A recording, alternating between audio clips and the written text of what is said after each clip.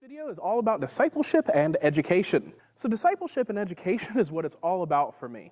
I believe in taking people to a deeper understanding of the scriptures because that helps them grow to know the Lord better, which allows greater intimacy in their relationship with the Lord. Imagine getting married, not knowing your wife, and then spending no time getting to know her.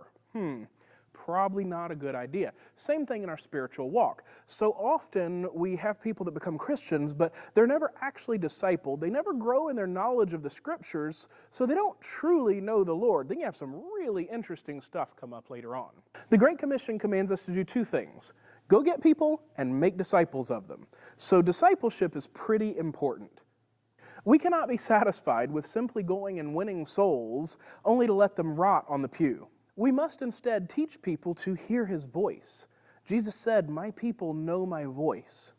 We've got to teach people how to hear His voice, and that is done primarily through growing in our understanding and knowledge of Scripture.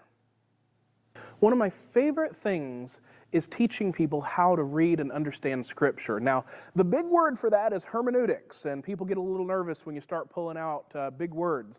But essentially, all that means is how to read and understand what you're reading. In fact, English majors usually have to take a class called hermeneutics. The reason this is such a passion of mine is because there is an unhealthy cycle in many people's lives where they know that they should read the Scripture. They even understand on some level that they can't get to know God without understanding Him through Scripture. But when they read, they don't understand what they're reading. And if they're like me, when I was young, I started trying to read, and my personality, I started in Genesis, and I was going to work my way through all the way through the Bible. The only problem was I was living with my dad at the time, and the only Bible we had was that big family King James Bible, and I was in 6th grade. That wasn't very helpful. I made it through Genesis, I made it through Exodus, but I started getting bogged down in Leviticus, and I never made it out of the Pentateuch, the first 5 books of the Bible, if you're not familiar with that term. As I grew up, I plowed my way through, I learned how to read and understand Scripture, but a lot of people have never had anyone teach them how to do that. So there's this cycle where I know I should read because I need to grow in intimacy with God and knowledge of God, because that's how we gain intimacy. But when they read, they don't understand and they get frustrated. And as adults, let's be honest, time is precious. So we start reading, we don't understand what we're reading, we feel like we're wasting our time.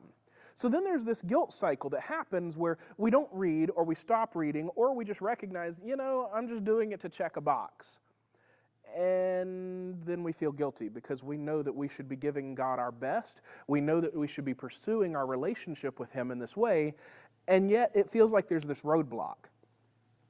And in all honesty, I think it's because people just don't understand how to read Scripture. There's no secret to it, but there are methods that help us understand it better and retain what we read a lot quicker.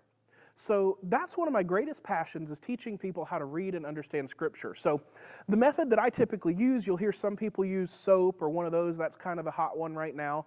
The one that I typically use is a 4-step process. What did the text mean to the original audience? So, in other words, when Paul writes 1 Corinthians, who's Paul writing to? The church in Corinth. So the more we know about the church in Corinth, the better we're going to be able to understand some of it. But what's really important is that it was written to a specific people at a specific time. So first, who was it written to? 2, what are the differences between the original audience and us? So for example, the church in Corinth didn't have the benefit of all the years of theological education. If you're talking about the Old Testament, then they would also not understand Christ, at least not fully. So the second thing, we have to understand what are the differences between us that are going to confuse our worlds. For example, if you are married, you understand at this point that your wife's family has a culture and your family had a culture. Those two don't always match. So in order to communicate effectively, you kind of need to understand both so that you can navigate them. Same basic idea. The third thing is to ask, what is the theological principle? And the principle needs to be timeless. It needs to be for all Christians at all times. And then fourth, and finally, how do we apply the text in our own lives? So we have to understand who the original audience was, what the differences are, what the theological principle is, and then we can go to what does it mean for us today. As far as experience, I have enjoyed teaching these things throughout my entire ministry. I was a student chaplain in college, and I was able to minister to people and mentored and discipled other chaplains and students by investing into their lives through friendship, accountability, and Bible study. I was also blessed to be able to grow a college ministry from 2 students to about 25 in a little bit under a year, and this was accomplished by developing a student leadership team and investing in their lives and meeting with them regularly, teaching them how to lead like Christ, and then giving them leadership responsibilities. This gave them ownership in the ministry, and they began reaching out to others and drawing them into the group. So I hope this helps you understand a little bit more about what discipleship and education means to me. Of course, it's much more broad than that, and I can always go more in depth later, but I want to keep this video short.